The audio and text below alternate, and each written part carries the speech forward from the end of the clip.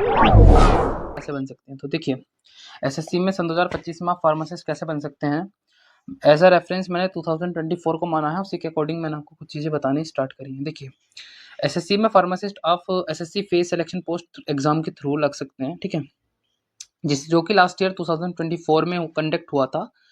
26/2/2024 से एग्जाम के आप फॉर्म भर सकते थे। लास्ट डेट थी 18/3, मतलब 1 महीने का आपको टाइम मिलता है बेसिकली इसमें एग्जाम में फॉर्म भरने के लिए। लास्ट ईयर ये वैकेंसी आई थी फेज 11 में, इस बार जो 2025 में ये वैकेंसी आएंगी फेज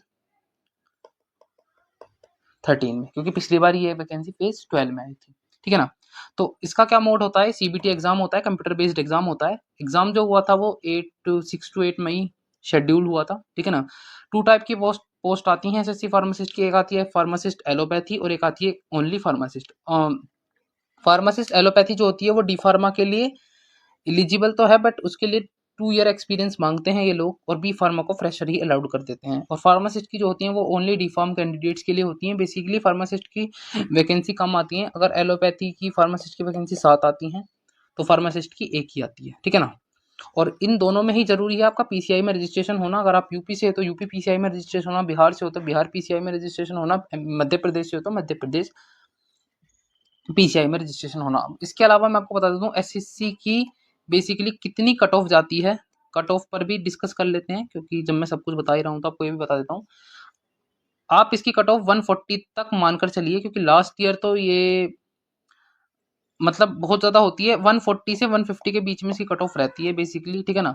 पिछली बार ये 157 भी गई थी। अब देखो वैकेंसी के ऊपर बात होती है, रीजन वाइज होता है। अगर आप सेंट्रल रीजन में हो तो आप 150 टारगेट लेकर चलिए आउट ऑफ 200, क्योंकि 200 नंबर का इसका एग्जाम पैटर्न क्या होता है।